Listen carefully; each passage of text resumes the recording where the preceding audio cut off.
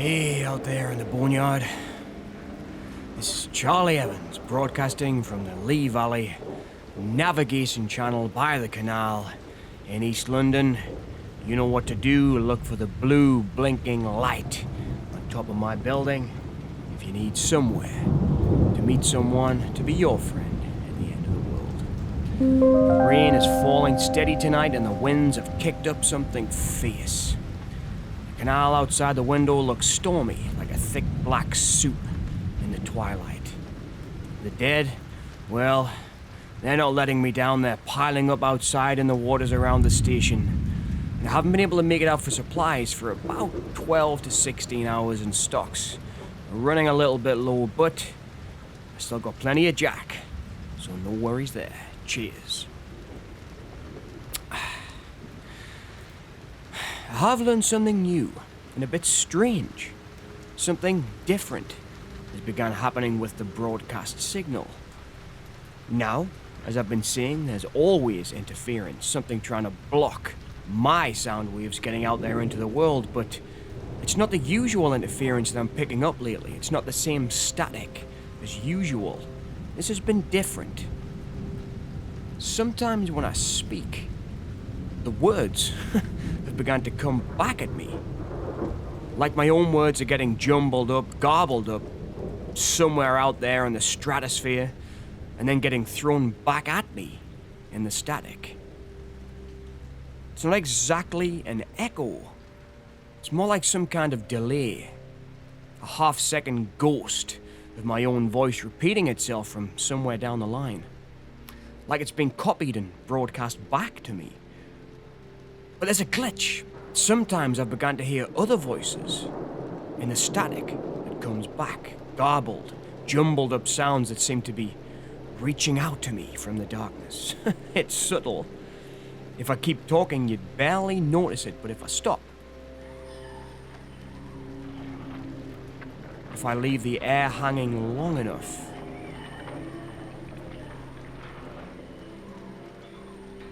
there it is. Did you hear it? Did you all hear it out there in the boneyard? My voice again. Just a little too late, with a weird, soft or distorted signal coming back at me.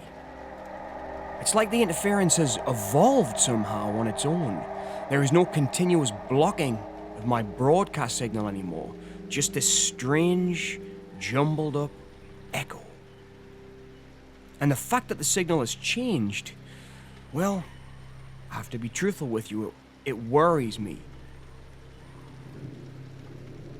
No, stronger than that. It terrifies me. Because it appears, or should I say sounds like, it's now uncontrolled. It's unpredictable. Like there's no longer anyone blocking my broadcast on the other end. It's strange. I should miss the... what's the word? I should miss the continuity of whoever was blocking my airwaves. But the fact that they were there was always comforting. But now, it's strange. It seems like the broadcast is thinking about what I've said before deciding whether to keep it or absorb it somehow. Now, I know this all sounds strange, but I'm just reporting back at you what I've discovered. I've also noticed something else. Certain words are beginning to make my signal and the signal that comes back at me stumble. For example, I might say the word infection, and the carrier drops for a heartbeat. I might mention the water supply or the canals, and the signal seems to thin.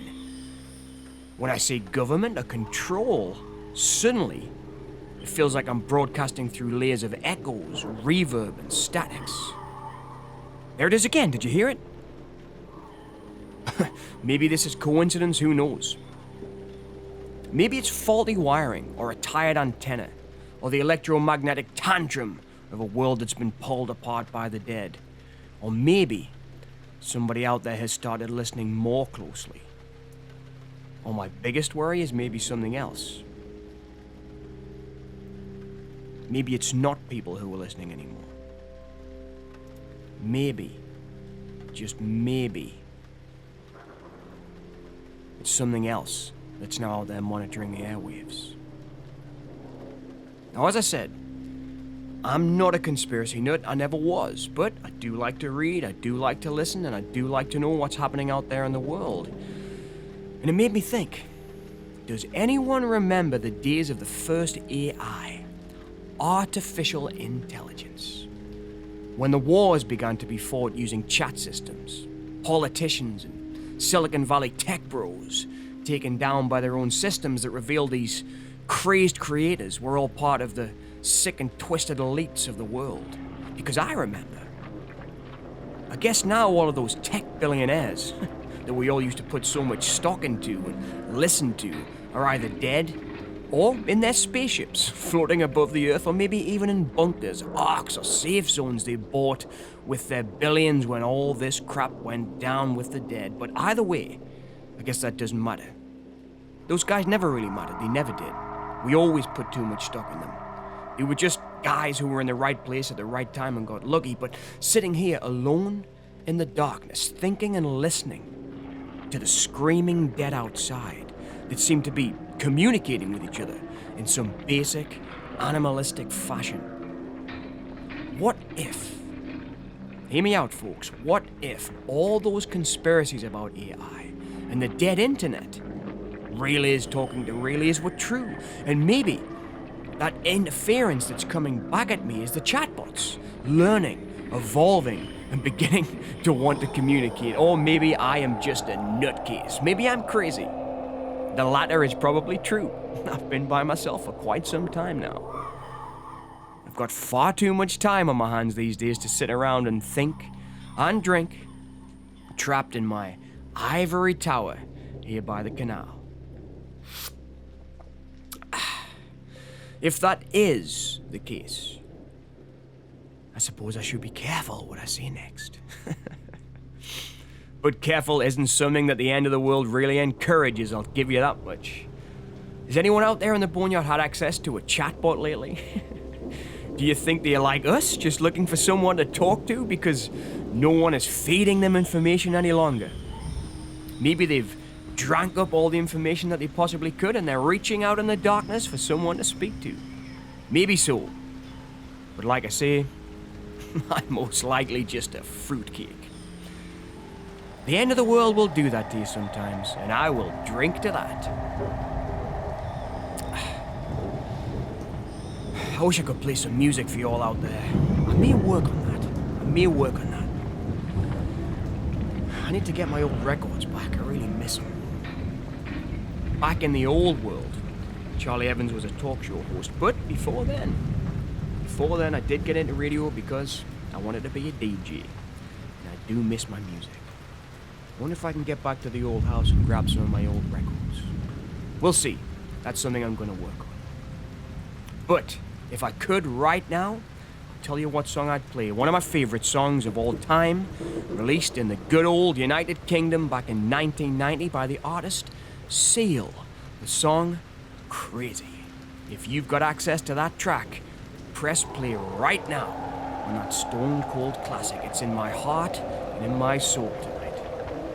I wonder if Seal ever knew how right he was. True classic. We're never gonna survive all this unless we get a little crazy. Anyway, enough about this conspiracy business, but I'll let you know if I can figure out anything new about the signal once again tonight, folks. I thought I'd talk about the beginning of the zombie apocalypse and remember when the end truly began. Because the more we talk about the past, the more we bring up our experiences, the more we can work through them together. So, I've been thinking about the beginning of the end. Before the barricades were put up. Before the bombs sliced those gorges in the earth and cut us off from the rest of the world. Before the black helicopters and planes sprayed that crap or whatever it is into the air. Before anyone realized what was happening. I will always remember the very first case of the dead, beginning to get a foothold that I saw.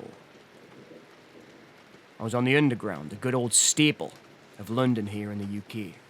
I was on the Northern Line, early morning. I remember it well because I was late for work, again. As I'd been out in London the night before for a late-night John Carpenter movie marathon, I had a stinking hangover and trying to look busy on my phone so I didn't have to lock eyes or make eye contact with anybody else on the train. But I looked up for a split second to view the stop where we might be heading next, which was Moorgate, and I noticed a man standing right in the middle of the packed train car. He was a businessman, dressed impeccably. Probably worked in one of those banks off Moorgate Station, and all seemed normal. But then, I noticed his skin. He was beyond pale. His skin was so drained he looked lifeless. The only thing that made him seem alive was the sweat pouring from every orifice of his body. He was swaying slightly. Almost looked like he'd been out and had a good night the night before too. But I began to notice, slowly, that it wasn't just me taking notice. Everyone on the train was looking at him. Looking at him like he didn't belong. All the passengers were silent. The sound of the train was thundering as we passed through mile after mile of underground tunnel darkness. At this point, we'd all heard reports of a flu-like virus that was sweeping the nation. But London, and I think most countries in general, or most governments in general, I should say, have a good way of ignoring these things. I think we all felt like life was going on as normal until that very moment that we all saw this guy on the train. And we all saw what came next.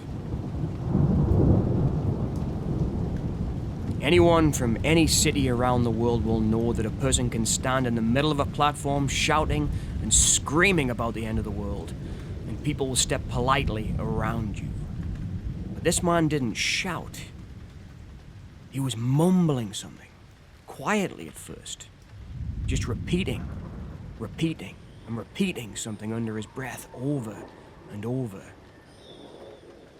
At first I couldn't hear it. I couldn't hear it very clearly. I could just hear fragments. Then the train pulled in. The doors opened. And the crowd shifted around him. At this point, the car began to rapidly empty, and the movement of bodies pushed him so that he was standing right beside me, close enough that I could smell the sweat on his tailored coat. And I finally heard what he was saying. He kept whispering the same sentence. The numbers are wrong. The numbers taste wrong. The numbers are wrong. They taste wrong. The numbers taste wrong. The numbers taste wrong. The numbers taste wrong. It was then that I stepped back and realized that we were the only two people left on the train carriage. And just as I thought, I better get out of here, the train doors closed, and we pulled away from the station.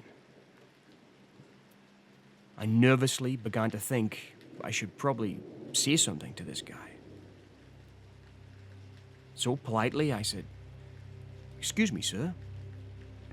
Are you feeling okay? Won't you take a seat?" He suddenly broke out of the spell he was under and let out a deep, resounding splutter, like a right into my face. I felt a mixture of saliva and sweat hit the side of my cheek as I turned away in disgust. I turned back to give him a mouthful for coughing right in my face, but when I saw the look in his eyes, I felt an immediate need to help him. His eyes were terrified. He looked deep inside me, like someone who was crying out for help, and looking painfully confused and afraid. He tried to speak, but it was as if he was choking on his own words. All he could do was make gross, gargling and gasping sounds until he suddenly stopped and once again spoke the words, clear as a bell. The numbers taste wrong. Just as he spoke, I realized we had stopped at the next station. I asked him again, "Do you need help, sir? What can I do? Can I call someone?" But as I spoke, a huge crowd surged onto the train, pushing him away from me and out of the train doors. I shouted, "Hey, someone! Is anyone a doctor? I think this guy needs help." But no one paid attention. That's London for you. I tried to get off the train too to help, but by that time it was too late. The doors swung shut and we pulled out of the station. I watched him through the window as we pulled away. He stood still there on the platform, swaying, still mumbling, and repeating what I can only imagine were those words. The numbers taste wrong. I did feel relief that he was away from me, I must say, as I wiped the mucus he had sprayed on my cheek away with a tissue, but at the same time I felt guilty, like I should have done more to help. 2 stops later, someone ran through the carriage connecting doors. As the wind rushed through the cabin, I could vaguely hear them shouting that a man was attacking people back at one of the previous stations. And of course, that was the moment that I think we all began to connect the dots. All those reports on the news we were hearing about whacked out people high on drugs attacking each other in the street, or the rumors of a mass hysteria sweeping across the internet that a pandemic was slowly spreading through the towns of the UK. Reports we were all hearing, but all ignoring. I think that was the moment I knew we were in trouble. As I arrived at work that day, there was hardly anyone in the office. Most of the technicians had called in sick, and I began to develop a dry cough and a runny nose, and I was terrified that I had caught whatever that guy had. I phoned Cindy and the kids and told them I better stay at work tonight just in case this thing I have is contagious, but Cindy didn't care. She made me come home. She fed me Lemsips and gave me cough medicines like she always did. She would often joke, my wife, Cindy, that she loved it when I was ill, because it was the only time. She would say when I was ill was the only time she ever got me all to herself. She would say the most beautiful things like that. I told her about the subway attack and the man on the train, but she said not to worry. It was probably just another one of those ugly moments in a city that produces ugly moments for a living. I think I knew somewhere deep down inside that I had just seen the first domino fall. And when I look back on it, the beginning of the end, well, it looked just like any other day. That guy could have been a vagrant or a crazy or an outsider of society, the kind that we see every day on the underground. But this day was different. This day we should have paid attention. And this day we should have noticed and we should have helped that man. I've been thinking a lot about that guy lately. Not his face, to be honest, I can barely remember it, but that sentence, the numbers taste wrong. I didn't understand what it meant then, but I might be starting to understand it now. I've got a few things to figure out, but I'll have more to broadcast on that later. On the upside of things, to get away from that rather unsettling moment on the underground, I was able to get out before I was trapped for the last 12 to 16 hours. I managed to get out and grab a few supplies, grab a few bottles of Jack, and I found myself back on Market Street. I managed to stalk by the dead that were shuffling around the main street by distracting them. I found a new technique. That soldier was right, it's all about the sound. I started collecting up those old wind-up radio stations. You remember those old dynamo ones? I used to take them camping with me when I was a kid. So I've developed a kind of system where I can distract the dead by winding up these old dynamo radios and just placing them further away up a street or further away from a store that I want to get into. And even though there's no broadcasts, there is still this weird static that's being broadcast. And that static seems to draw their attention rather quickly. In fact, when I did that the other day, I placed a radio further up the street. As soon as the signal started to broadcast, the dead stopped mumbling, they stopped moaning, they stopped screaming, and they all headed towards the signal. Now, I'm not saying I've figured something or cracked some code here, but I think this might be a new discovery. Maybe it's just the static, who knows, but the dead seem to be drawn to it. Lucky for me, I suppose. Anyway, I distracted them and I managed to make it into this little convenience store by quietly lifting the shutter. I guess the previous occupants must have left in a hurry because there was no padlock on the shutter again. Lucky for me, I lifted it without making a sound. And while I was inside, I found some more pages from the survivor diary that I discovered a few weeks back in the alleyway behind one of my other supply haunts.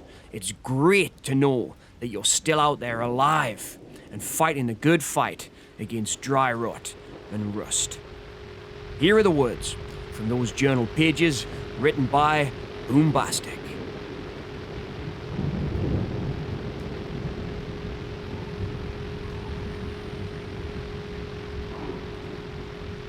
As I sat down, I turned back into the radio station. As I began to broadcast a soft message to the airwaves. The good news, I'm alive. Made it back home after the supply run.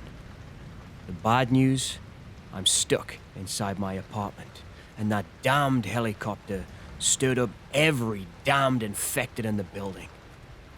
They must be starving or something, because the fire escape door 3 floors down practically flew off its hinges. Even though all the doors here are sturdy metal. Now, the stairway is a vertical mosh pit of snapping teeth and shuffling feet. Luckily, where I'm broadcasting from, they can't hear me. For once in my life, being a former podcaster has its benefits.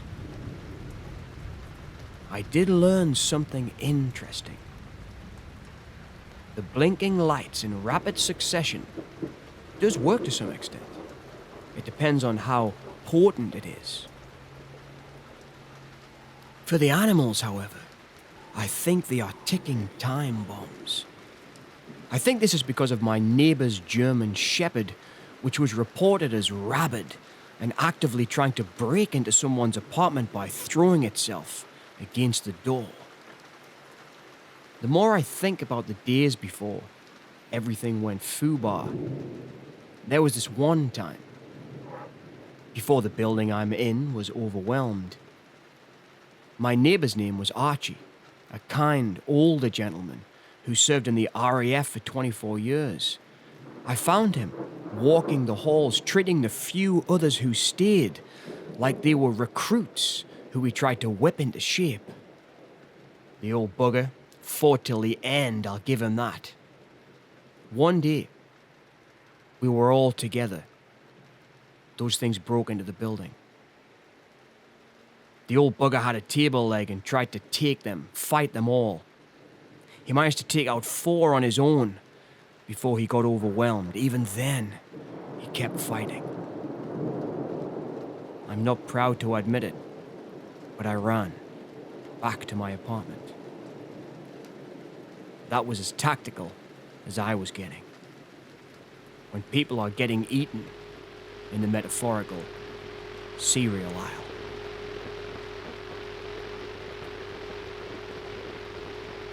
Those words again from the Survival Journal of Boombastic at Hotline Miami 4614 bring me some hope that there are still folks surviving out there in the boneyard, making those hard choices day by day.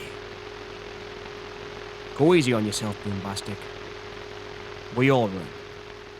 We've all had to make those split-second decisions in order to survive, and survival is as good as it gets these days. Help others when you can, but remember, take care of yourself too. Thanks again for scrolling down those words that give me solace at the end of the world. Cheers. This drink's for you.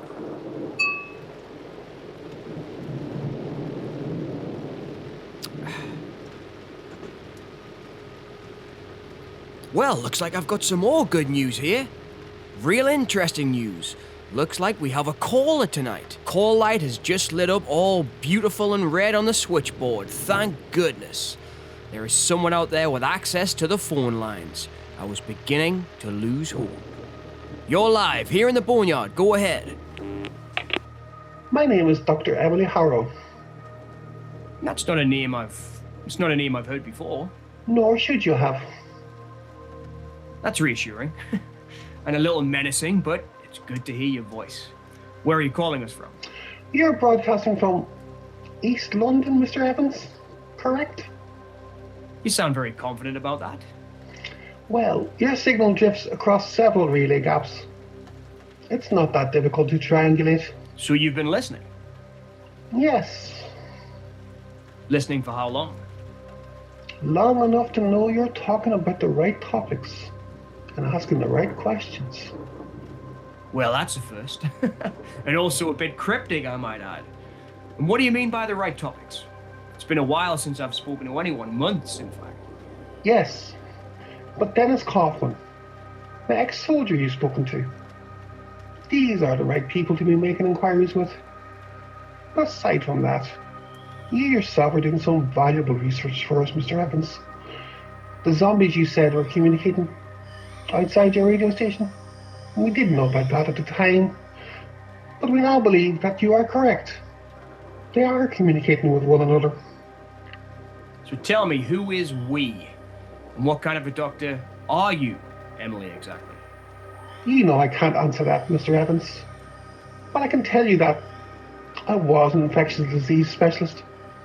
I am now a private practitioner, but NHS originally. When the first cases began arriving, I was reassigned to emergency response.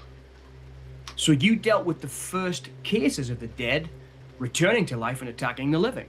You mean the infected attacking the living? Yeah, if you want to call them that. Why? What's the difference between infected and dead? I can't say a lot, but I can say that dead and infected are two very different things. So what were they like then, these first cases of the infected? They were tired. That's not exactly what I expected you to say. The public remembers violence, Mr. Evans. The hospitals remember exhaustion. The earliest patients arrived drenched in sweat, disorientated, dehydrated. Their heart rates were catastrophic. So the first cases were like what? Like a fever? No. Then what? Like their bodies had been pushed into overdrive. Can you tell us what caused it? We didn't know at the time.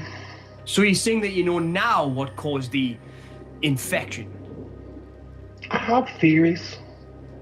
Theory sounds like a very careful choice of words to me, Emily. Careful keeps people alive, Charlie.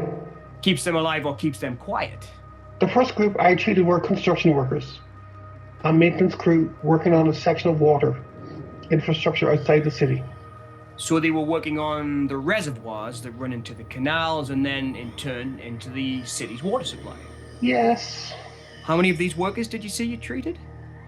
6, well, 7. One was pronounced dead on arrival. But due to infection, the cadaver didn't remain still for long. Then the infection took over. So then what happened? Well, as a group, at first they behaved exactly like the man you described on the underground. Confusion, repetitive speech, extreme thirst. Thirst? That's a new symptom on me. Yes, thirst is a major factor. Think back to your daughter, Mr. Evans. Didn't she call out to her daddy for water? A lot of water when the infection took hold. That's none of your damn business. I don't think you should be bringing my family into this, and I'm not sure that I like your tone, Dr. Emily. Sorry. Back to the patients. Yes, the thirst was a major factor. Okay, so thirst is a factor, then what happened? What do you think? The usual. They became violent. What, so they were just like everyone else? I thought you said you had some new information for me and our listeners. Do you have anything to tell us? No, not just like everyone else. No?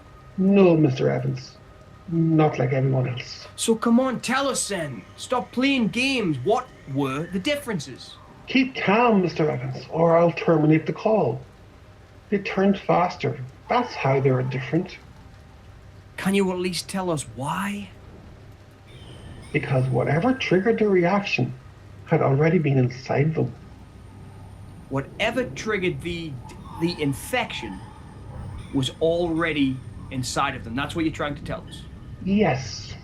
My research has shown that whatever triggered the infection may have been gestating for a number of years. Wait. I'm not sure exactly what you're trying to say here. You're telling me, and anyone listening out there, that this infection was not new. You catch on quick, don't you? Yes, correct. I'm telling you the infection was dormant, and it was a trigger that was new.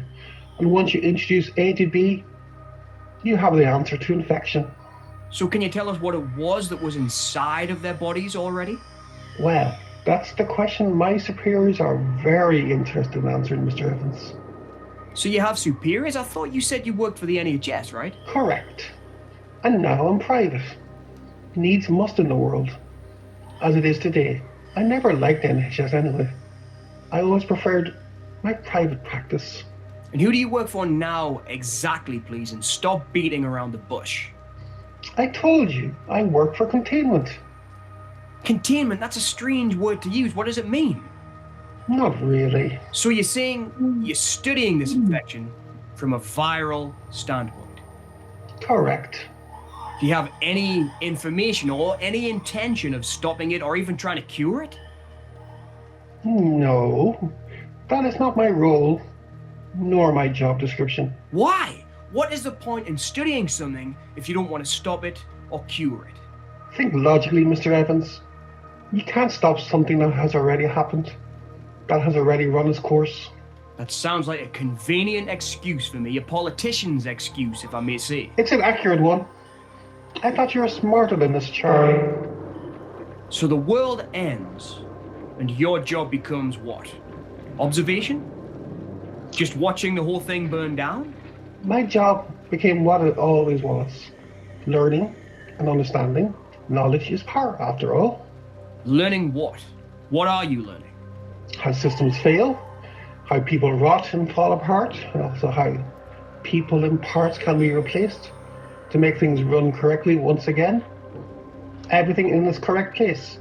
Each tier of society in the correct order, Mr. Evans. That is how things run smoothly. Survival of the fittest, richest and wisest.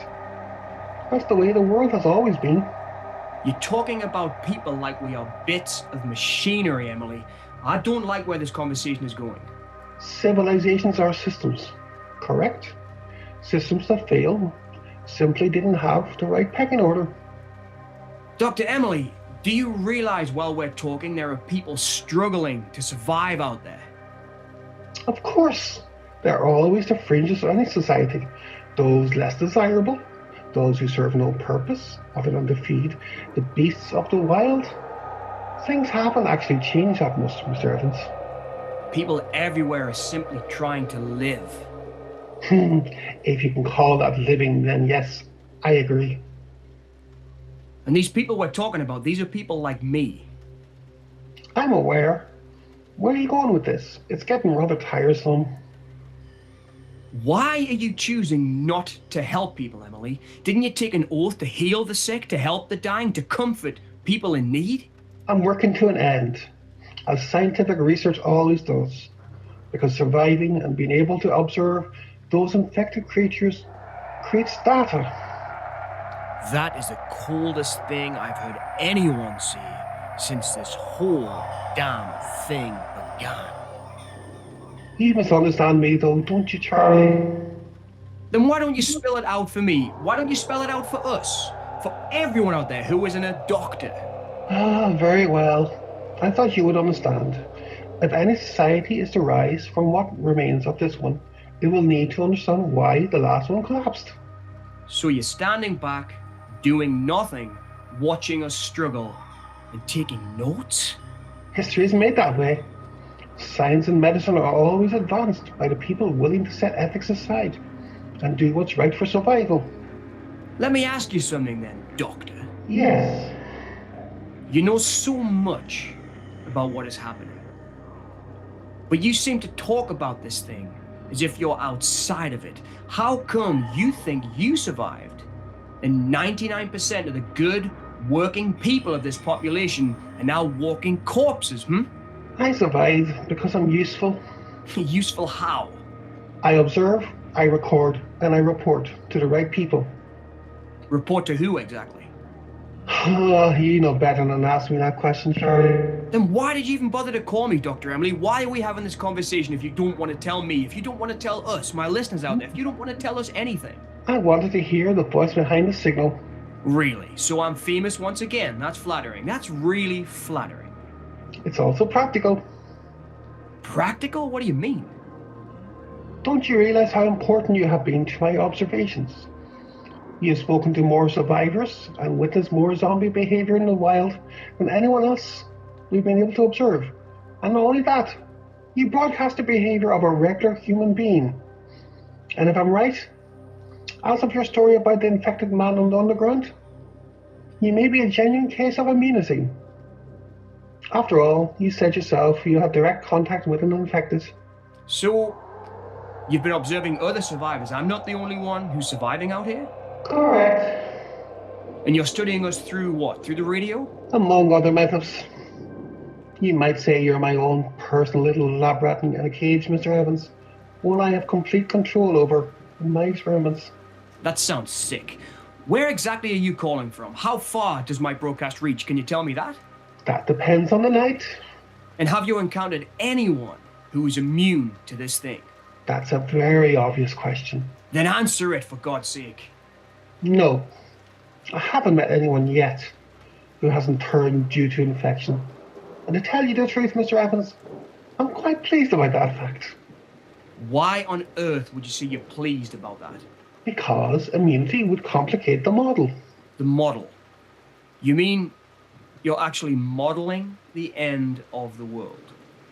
We're modeling recovery, Mr. Evans. And you're not planning to rescue or planning to help anyone, are you? No, that would be unwise and quite frankly unscientific. The quarantines must stand. So there are other cities, other countries that are under quarantine? What? Tell me, because I really want to know. Can you at least tell me how far this thing is spread? Is it past the borders of the UK? Mr. Evans, Yes? if your signal continues to grow stronger, someone will eventually come to shut it down. That sounds like a threat. It's a warning. A warning from who? A warning from you? No, no, no. I would never do anything to hurt my observations and experiments. I just want to be able to continue to watch my little rat in his cage. It's a warning about the system that still exists beyond your broadcast radius. And if I do keep talking, if I do keep widening the broadcast, what then? I know you probably will, despite my warnings. And what makes you think I will widen the broadcast? Because people like you always do. Dr. Harrow? Dr. Harrow? Yes. Before you go, because I fear we're losing this signal, can I ask you one question? Yes. Did the numbers taste wrong to you, too? Yes.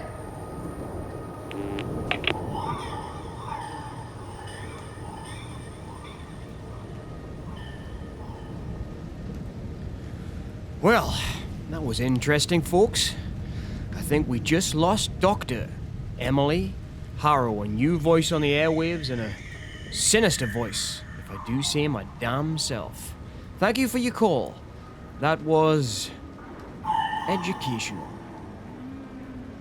If what she's saying is true, then this outbreak was no accident. It wasn't even a disease in the way that we understand disease. Dr. Emily told us it was a switch. A switch with a trigger. Something laying dormant, something already inside people, waiting for the answer to infection. Perhaps waiting for someone to decide the time had come.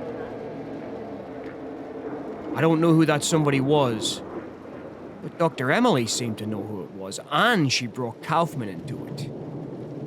The plot thickens, as they say.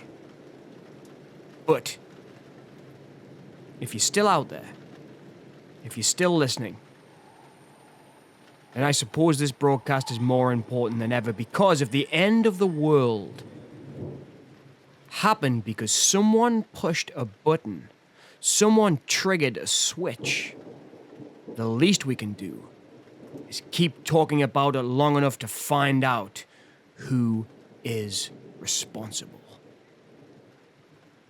If you're with me in Boombastic, if you're one of the ones who are left, it's our responsibility to keep broadcasting, to keep asking questions. If this one signal cuts out tomorrow, someone else needs to pick up the mic. It's up to us to find out who did this. It's up to us to decide our fate. Not up to some lab coat, some crazy, insane government lackey to be treating us like rats in cages. We have got to be the ones to take our fate in our own hands.